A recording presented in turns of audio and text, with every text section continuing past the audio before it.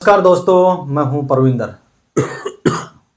दोस्तों, आज हम बात करेंगे। आज राज्यसभा को लेकर शेड्यूल जो है जारी हो चुका है कि राज्यसभा का चुनाव होना है और 3 दिसंबर से जो है नामांकन प्रक्रिया शुरू हो जाएगी।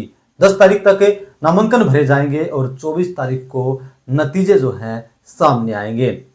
हालांकि सबको ये पता है कि इस चुनाव में बीजेपी की जीत लगभग तय है, लेकिन नामों के ऊपर इस वक्त चर्चा हो रही है। कई नाम हैं जो निकलकर सामने आ रहे हैं कि आखिरकार भारतीय जनता पार्टी किसे राज्यसभा में भेजेगी। दूसरी तरफ बजरंग पूनिया पर 4 साल का बैन लगाया है। डोप टेस्ट उन्होंने नहीं करवाया था, जिसके चलते जो डोपिंग एजेंसी है नाडा, उन्होंने 4 साल के लिए उन पर प्रतिबंध लगा दिया है। तो इन विषयों पर चर्चा करने के लिए हमारे साथ राजनीतिक मामलों के जानकार वीरेंद्र राठी हमारे साथ मौजूद हैं। राठी साहब, आपका कार्यक्रम में स्वागत है। आपका बहुत बहुत धन्यवाद। सभी दर्शकों को मेरी तरफ से नमस्कार। राठी साहब, राज्यसभा के लिए जो है पूरा शेड्यूल जो है वो जारी कर दिया है चुनाव आयोग ने, और 3 तारीख से नामांकन की प्रक्रिया शुरू हो जाएगी। तो क्या लगता है आपको, क्या विपक्ष मैदान में है या सिर्फ बीजेपी एक तरफा है? देखो, विपक्ष मैं नहीं मानता कि किसी प्रत्याशी को वो चुनाव मैदान में उतारेंगे। कुछ महीने पहले जब किरण चौधरी जी राज्यसभा के लिए हरियाणा से निर्वाचित हुई, उस समय तो दुष्यंत चौटाला जी भी विधानसभा के सदस्य थे और चर्चाएं चली थी, कभी विनेश के बारे में, कभी महावीर गुड्डू जी का नाम सुझाया था दुष्यंत चौटाला ने, कभी किसी के बारे में कि उसको निर्विरोध बना दो, ऐसे भेज दो, वैसे भेज दो। लेकिन उस समय भी विपक्ष में सहमति नहीं बन पाई थी।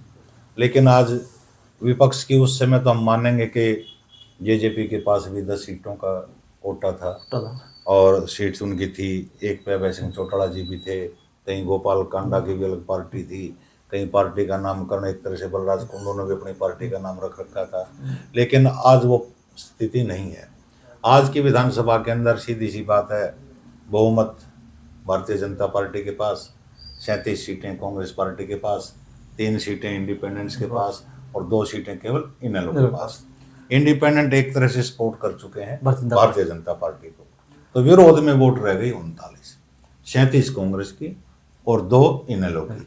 जहां तक इस चुनाव की बात है, इसमें जब बहुमत भारतीय जनता पार्टी के पास है तो विपक्ष किसी नाम के ऊपर मुझे नहीं लगता कि मंथन करेगा और किसी का नॉमिनेशन फाइल करवाएंगे। डॉक्टर साहब, अब सवाल ये उठता है कि कृष्णलाल पवार जो कि इसराना से बीजेपी के विधायक हैं, उन्होंने राज्यसभा की सीट छोड़ी, उसके बाद उपचुनाव हो रहा है और वो एससी समुदाय से आते हैं। तो बीजेपी इस बार किसी मैदान में उतारेगी? क्या एससी चेहरा होगा या फिर कोई चेहरा और होगा?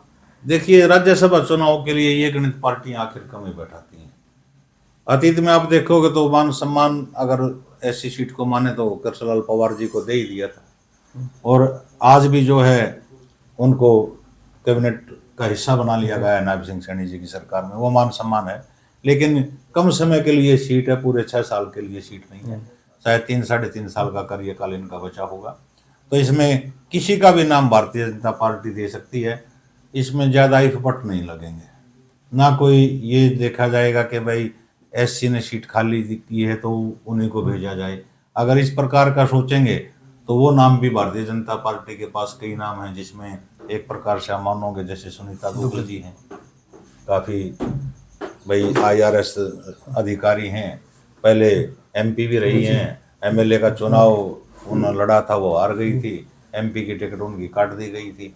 तो कोई भी नाम भारतीय जनता पार्टी सुझाएगी तो उसके ऊपर आसानी से मोहर लग जाएगी। जहाँ तक नामों की चर्चा है, नाम तो अगर देखेंगे तो बहुत से तैर रहे हैं, जैसे सुनीता दुग्गल जी का स्वयं का मान लीजिए आप, कुछ मीडिया कर्मी कयास लगा रहे हैं ओम प्रकाश धनखड़ जी का भी, कुछ स्वयं मोहनलाल बुडोली जी का भी कयास लगा रहे हैं, संजय भाटिया जी जो करनाल से जिनकी टिकट काट करके मनोहरलाल खट्टर जी ने चुनाव लड़ा था, कि वो भी दौड़ में हैं। तो ऐसे 4-5 नाम हैं। लेकिन आप ध्यान कीजिएगा, 4-5 दिन पहले आपकी और मेरी मुलाकात भारतीय जनता पार्टी के प्रदेश अध्यक्ष मोहनलाल बुडोली जी से अपने जो भारतीय जनता पार्टी के नेता हैं संजय कबलाना जी के आवास पर हुई थी। आपने ये प्रश्न मैंने सवाल पूछा किया था था उनसे। कि आप भी क्या रेस में हैं, तो उन्होंने तो 2 टूक का आंसर दिया था कि भारतीय जनता पार्टी के अंदर कोई रेस में नहीं होता है, कि ये तो मीडिया और सोशल मीडिया के लोग ही चला देते हैं कि वो रेस में, वो रेस में।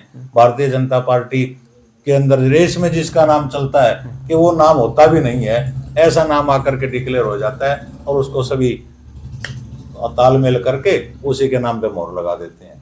तो उसका अगर हम देखें तो ये भविष्य के गर्व की बात है कि किस नेता की लॉटरी निकलेगी। एक सुदेश कटारिया जी भी हैं जो मनोहर लाल खट्टर जी के चीफ मीडिया एडवाइजर थे जब वो मुख्यमंत्री थे, और अब वो अपने साथ उनको केंद्र में लेकर के गए हैं, वो भी कहीं न कहीं इस दौड़ में है, उनका भी नाम काफी उछड़ा हुआ है।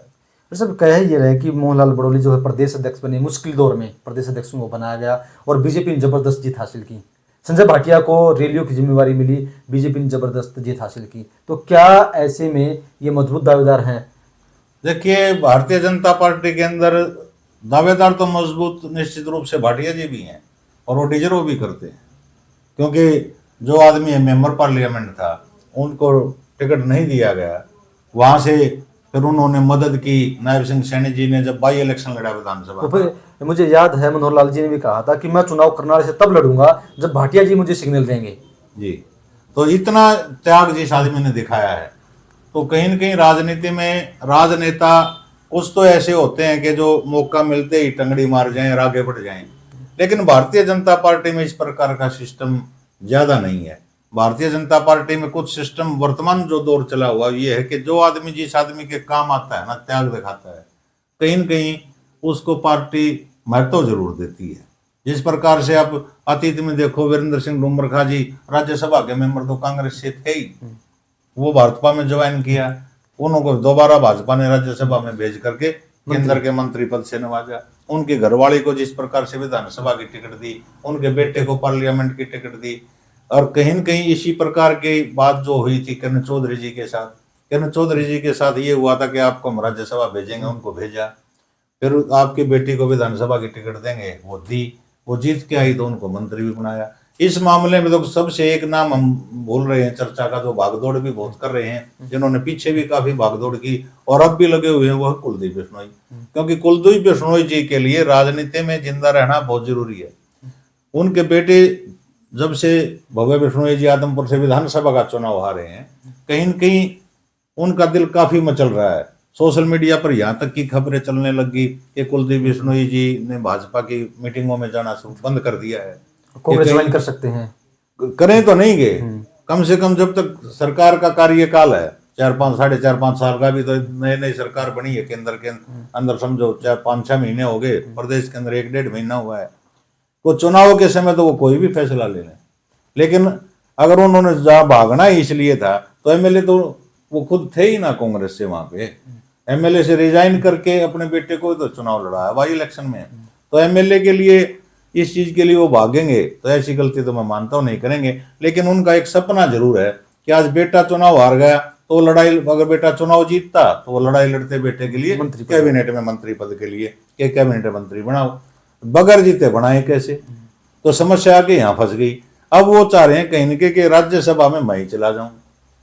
एक दौर में एक ऐसा परिवार, जिस परिवार के अंदर चौधरी भजनलाल जी कभी लोकसभा में, कभी राज्यसभा में, कभी सीएम, कभी सेंटर में मंत्री, भजनलाल जी की धर्मपत्नी विधायक, कुलदीप बिश्नोई जी विधायक रहे, भाई उनके बड़े बेटे चंद्रमोहन जी विधायक रहे, डिप्टी सीएम रहे, उसके बाद भव्य बिश्नोई, कुलदीप बिश्नोई जी की पत्नी रेणुका बिश्नोई। तो एक परिवार से जब इतने पद उनको मिले हुए थे, तो कहीं न कहीं आज उनका भाई केवल एक कांग्रेस पार्टी से एमएलए है पंचकुला से। कुलदीप बिश्नोई की राजनीति जो है वो मान रहे हैं कि फ्यूचर जो है वो कहीं अंधकार में न चला जाए, इसलिए वो भी एक तरह से भागदौड़ कर रहे हैं कि मुझे राज्यसभा के अंदर भेज दे भाजपा, लेकिन वो भाजपा ने फैसला लेना है। डॉक्टर साहब, एक जैसे आपने कहा कि भारतीय जनता पार्टी की खासियत ये है कि जो लोग त्याग दिखाते हैं बीजेपी उन्हें आगे करती है। एक नाम है रामविलास शर्मा का, कि उम्मीद ये की जा रही थी कि विधानसभा चुनाव लड़ेंगे, पर्चा भी उन्होंने भरा लेकिन उनका पर्चा उठवा दिया गया था। तो क्या वो भी नाम हो सकते हैं? हो सकता है।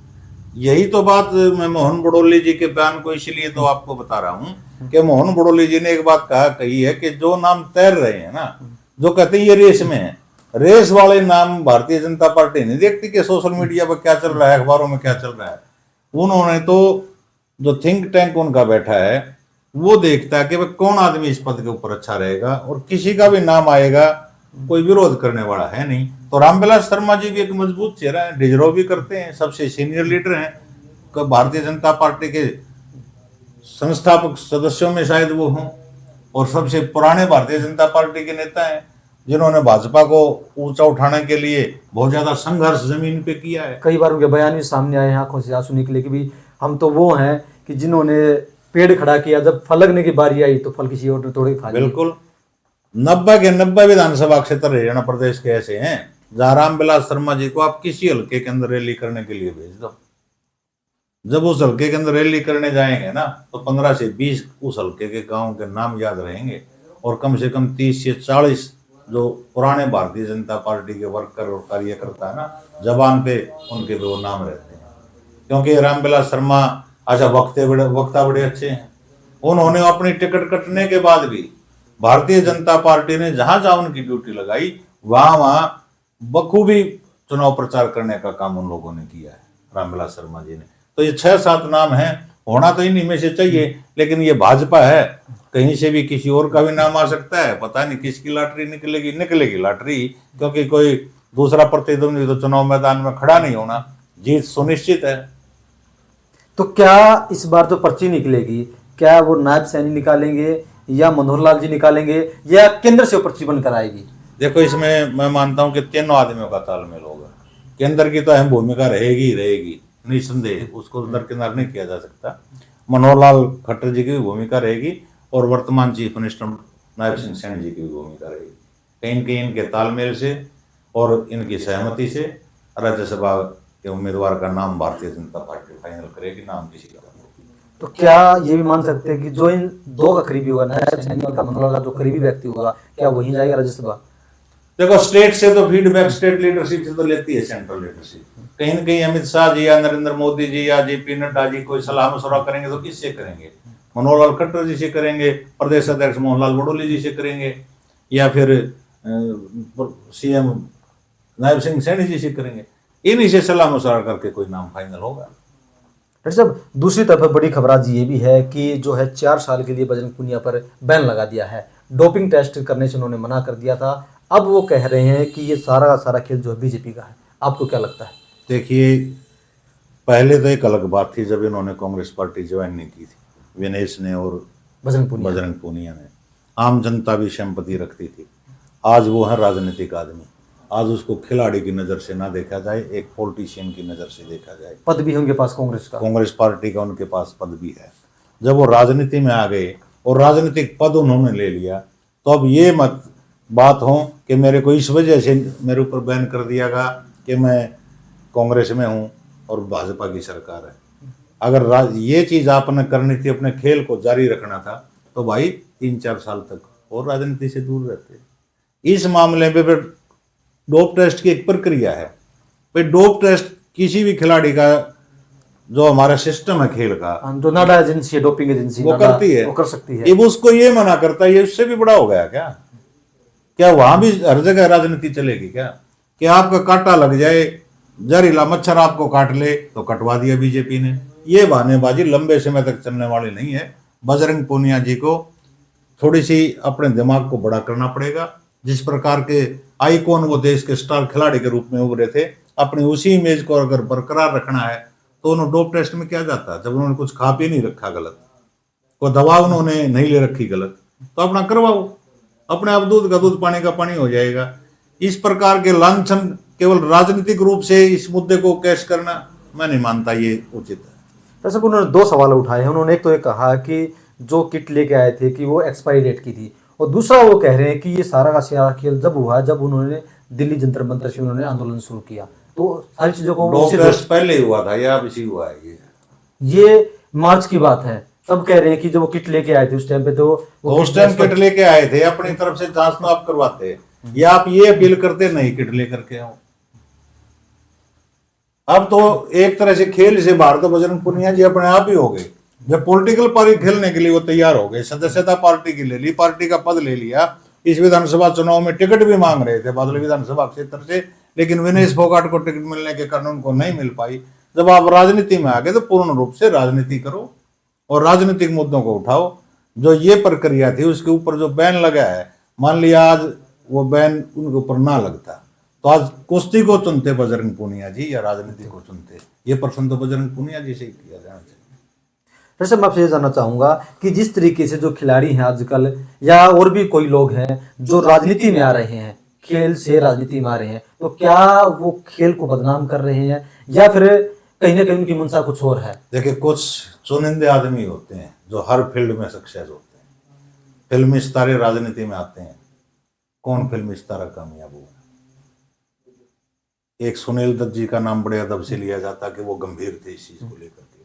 अमिताभ बच्चन जी 1984 के अंदर मेंबर पार्लियामेंट बने थे, बीच से रिजाइन करके चले गए थे। उन्होंने जयप्रदा जी आई, रेखा जी को मनोनीत किया गया, सचिन तेंदुलकर जी को किया गया राज्यसभा के लिए। इनका रिकॉर्ड निकाल करके देखिए कि कितनी हाजिरी इनकी पाई है। अभी तुरंत का उदाहरण विनेश फोगाट जी को ले लीजिए कि पहला ही सेशन विधानसभा के सत्र के अंदर भाग तक नहीं लिया।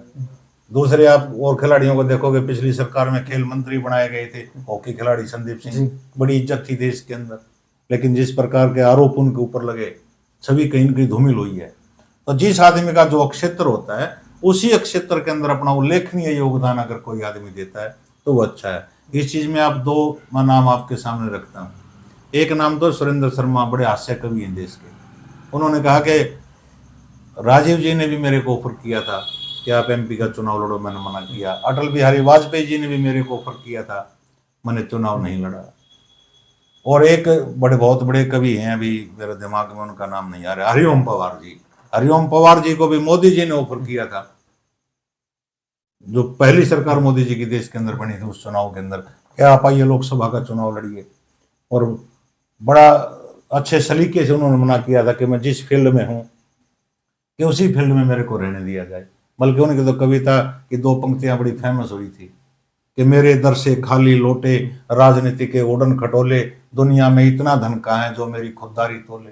ये इसी बात के ऊपर उन्होंने कहा था कि राजनीति की टिकटें मेरे सामने लोग हाथ जोड़ कर दुनिया मांगने जाती है और मैं मना करने वालों में था, और मेरे सामने लोकसभा की टिकट थी। तो उनको पता है कि जिस दिन आप राजनीति में आ जाओगे तो कवि हृदय आपका समाप्त हो जाएगा। यही खिलाड़ियों के साथ है। जब खिलाड़ी खेल के लिए समर्पित रहता है, उसमें उसने अपना सर्वोच्च दिया है, जितनी ताकत उसके अंदर थी, देश का गौरव बढ़ाया, मान सम्मान बढ़ाया, तो उसी विधा में उसी प्लेटफॉर्म पर आगे और लोगों को तैयार कीजिए। राजनीति एक माध्यम नहीं है सेवा का, ठीक है माध्यम है, लेकिन ये अलग प्रकार का माध्यम। आप इसमें आओगे तो उस चीज से दूर हट जाओ।